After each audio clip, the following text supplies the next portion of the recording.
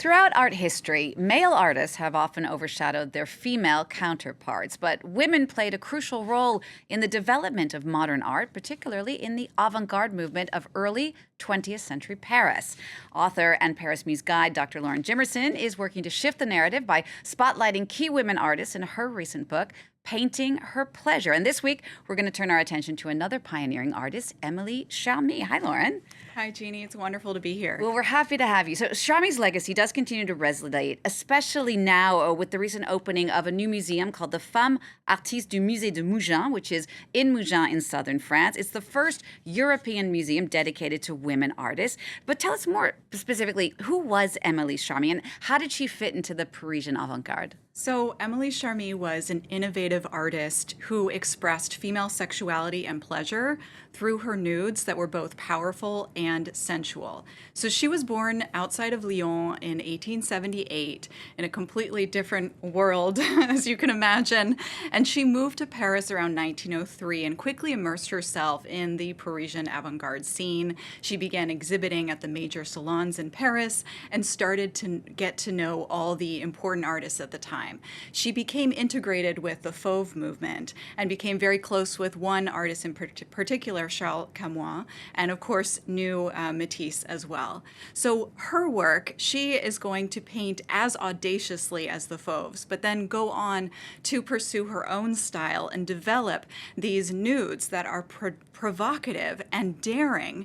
And she is going to really turn the tables by spotlighting female pleasure for the first time in the history of art that we know of, because it's always been centered on male pleasure and showing women as objects for male desire. So she's really turning the tables there. And you mentioned that she played a role in the Fauve movement. What was her relationship with Fauvism, and what kind of effect did that have on her career? Absolutely. So her works from early on, as soon as she arrives in Paris, she begins to paint works with vibrant colors and this daring draftsmanship, and she's really departing from the conventional, traditional styles of the past.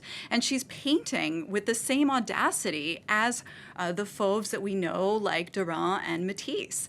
And yet she wasn't heralded as a Fauve at the time. She wasn't specifically called a Fauve because that was meant to be a male-only movement. But this is one of the greatest myths in the history of art. There were women engaging with Fauvism, and Charmy was a key example of that. She even went to the south of France, where she painted alongside Camoin landscapes that you see behind me. And she painted with these vibrant colors and beautiful brushstrokes and luscious impasto.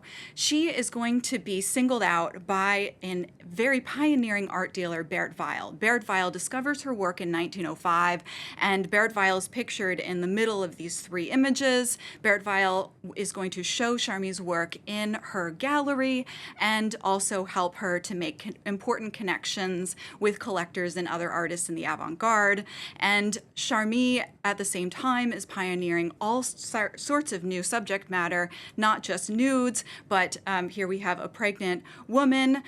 We also have a woman in a kimono, very modern at the time. And so she was really pushing the boundaries of modern art. Right, and she also really brought this unique angle to Fauvism, like you were mentioning before, these nude self-portraits particularly. Why are her nudes so important? What makes them very different from other artist descriptions? So her nudes really prioritize female pleasure.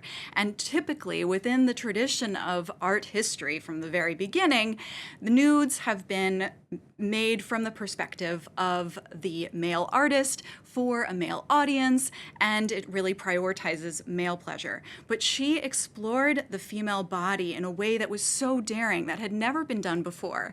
And what's amazing is that most of her most sensual nudes, like the ones pictured behind me, are actually self-portraits. So she was depicting herself in the most daring way, exposing her body, exposing her own pleasures.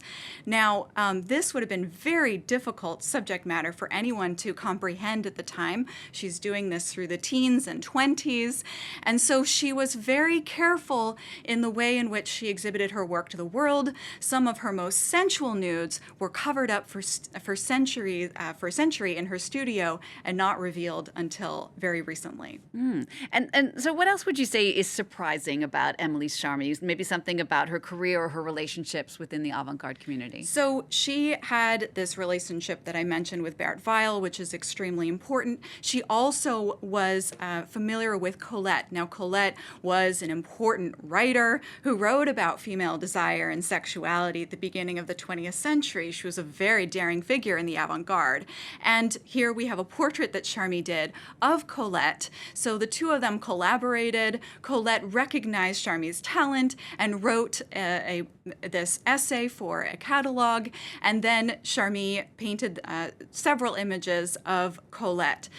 So it's really interesting that these two had a relationship, which they actually broke off, and we don't know much more beyond that. No correspondence remains. So it remains a mystery in Charmy's work and in Colette's work as well. So what about today, over a century later? How does Emilie Charmy's work resonate with contemporary artists? So I think that Charmy's work is still impactful today. Her nudes are still, I think, quite shocking and daring. And so we can really see an interesting connection between her works from the teens and 20s with works today. So I am just before several images showing us Fauve, this new museum in Mougins, which is absolutely fantastic. Fauve, of course, a play on words meaning woman. Exactly. So it's a wonderful place to visit. And we have works by Jenny Saville and works by Cecily Brown and Joan Semmel, all focused on the female body, in some cases nude self-portraits, which is a subject that